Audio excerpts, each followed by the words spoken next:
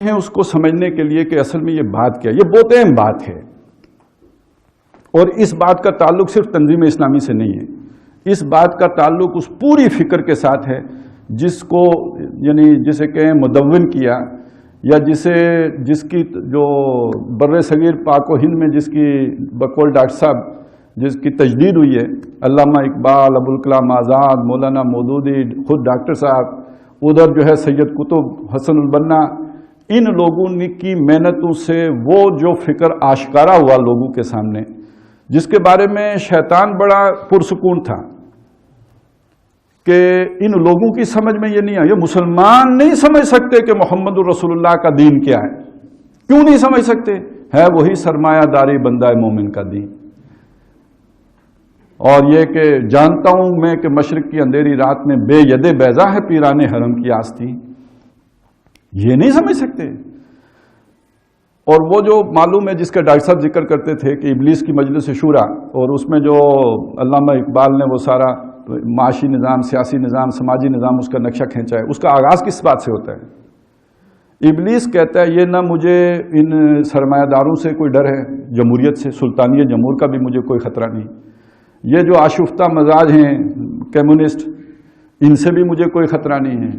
خطرہ ہے تو کچھ تھوڑا بہت جو بھی ہے، اگرچہ کہ یہ وہ ہیں سرمایہ دار ہیں، وہی کچھ مغرب میں ڈوبے ہوئے ہیں، لیکن ان میں خال خال وہ بھی ہیں جو اشک سحرگہی سے وضو کرتے ہیں۔ لیکن اصل خطرہ مجھے کسی اور بات سے، اصل خطرہ کس سے ہے؟ عصر حاضر کے تقاضاؤں سے ہے۔ لیکن یہ خوف آشکارا ہو نہ جائے شرع پیغمبر کہیں، ہو نہ جائے آشکارا شرع پیغمبر کہیں، تو مسلمانوں سے بھی خطرہ نہیں، کمیونسٹوں سے بھی خطرہ نہیں، سلطانی جمہور والوں سے بھی خطرہ نہیں، یہ جو عصر حاضر کے تقاضے ہیں ان سے خطرہ ہے۔ تو پہلی بات تو میں نے آپ کو یہ سمجھانی ہے یہ عصر حاضر کے تقاضے کیا ہیں، اس سے سوشل تھاٹ آپ کی سمجھ میں آئے گی۔ لیکن اقبال کے ان شعروں میں جو عصر حاضر کے وہ جو آئین پیغمبر ہے، جس کے آشکارا ہونے سے ابلیس ڈرتا ہے، الحذر آئین پیغمبر سے 100 بار الحذر، حافظ ناموس زن مرد آزما مرد آفری۔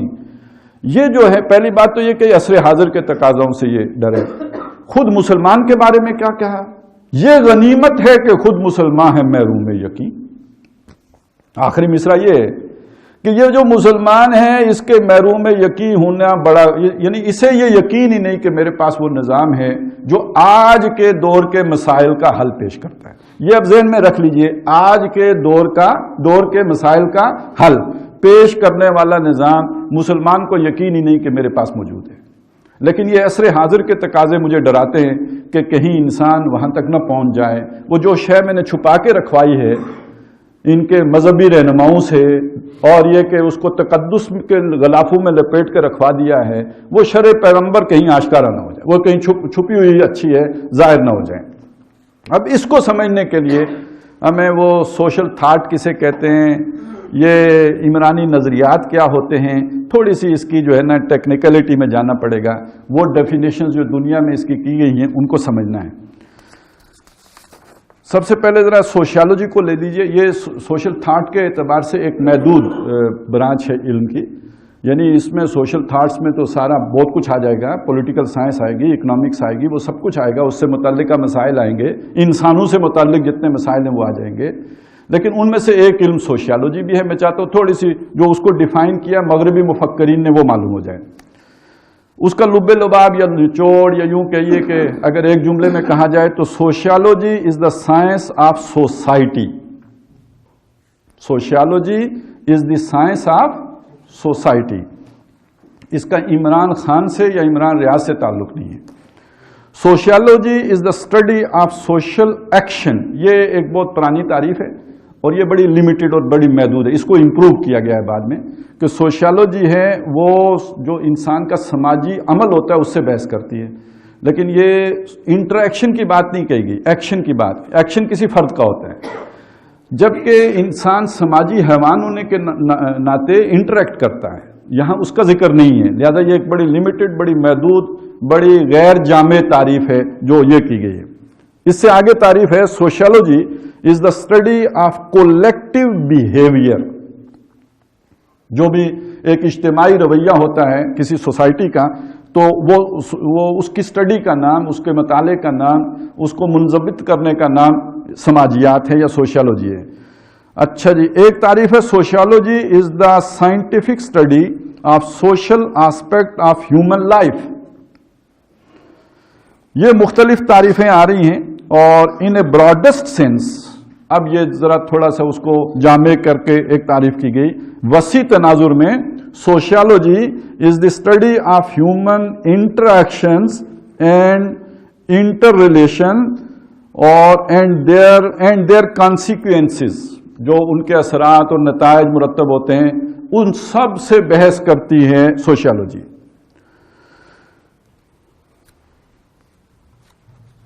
اور ایک اس کی ڈیفینیشن یہ بھی کی گئی ہے کہ sociology is the study of human social life, groups and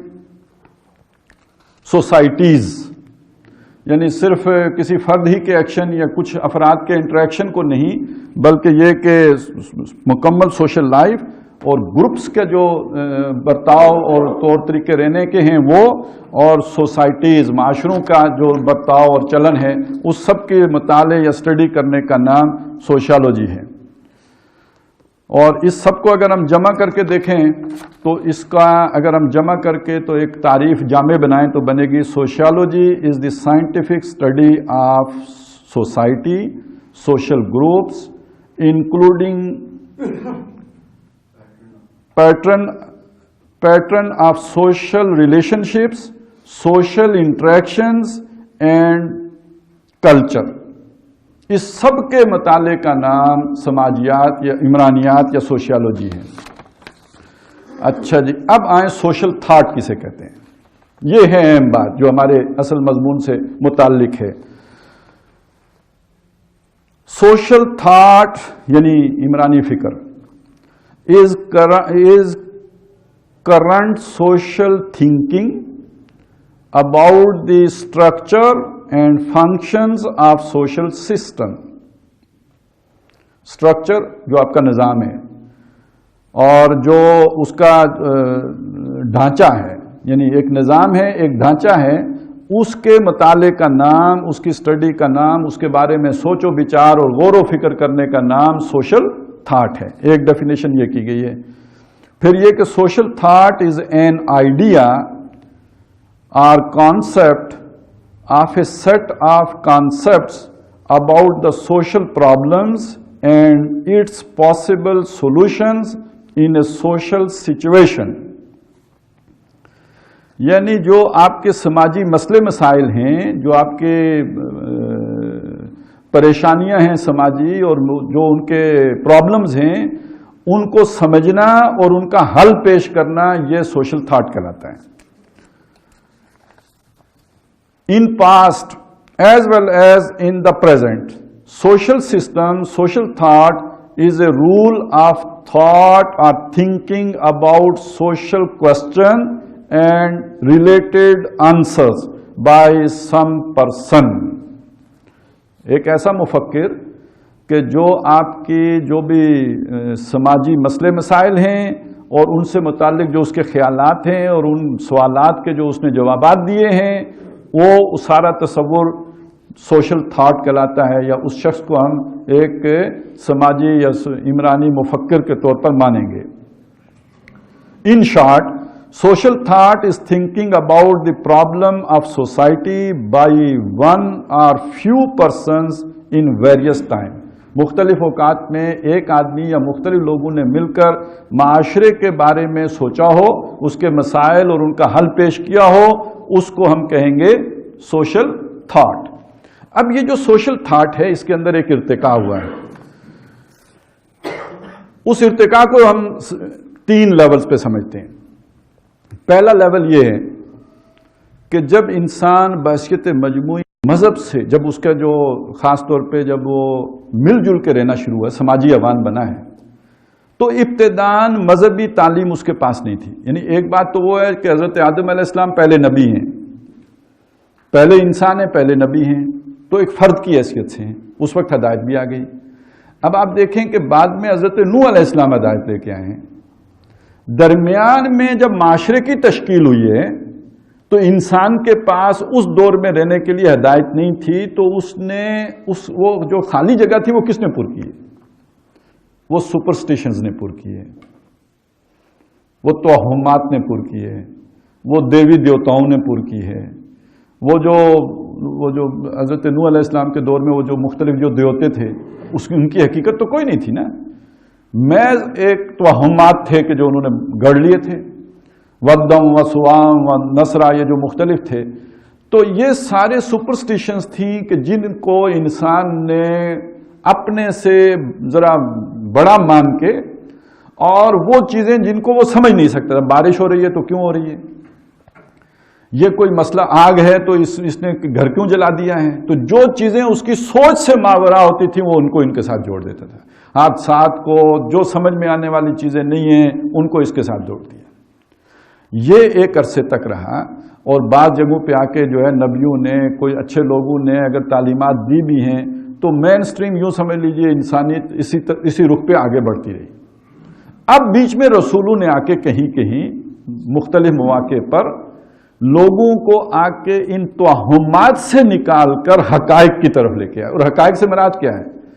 کہ یہ بارش جو ہے کوئی دیوی دیوتا نہیں برساتا، بلکہ یہ کہ یہ اللہ تعالیٰ کے اذن سے برستی ہے۔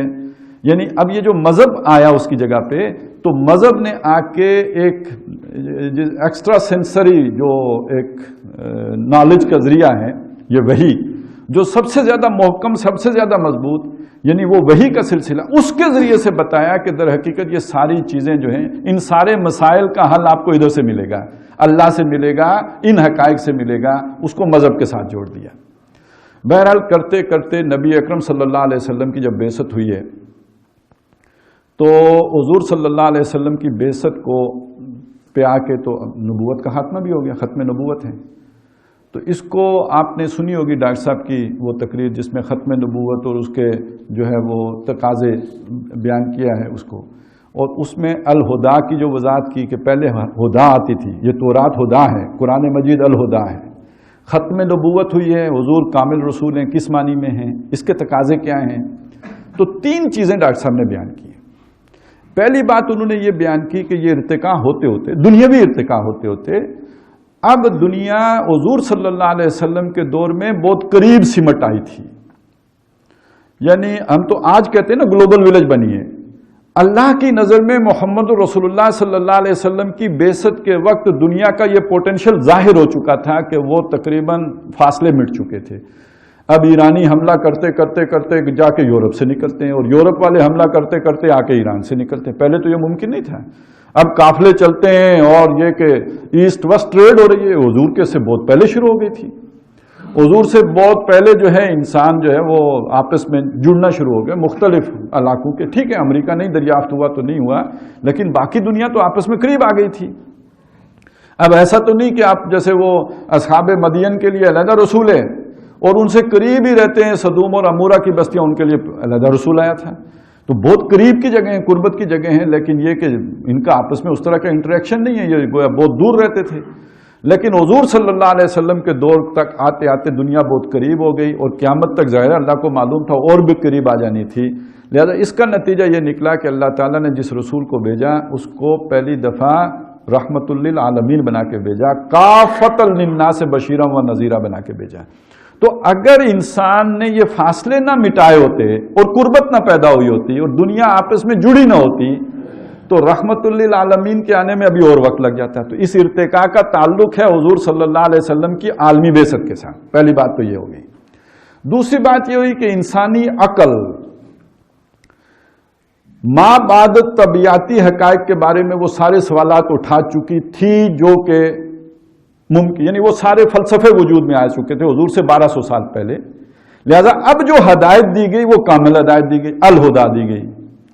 تورات کے بارے میں آپ کو معلوم ہے کہ اس میں کوئی حکمت نہیں ہے، کمانڈمنٹس ہیں، احکام ہیں۔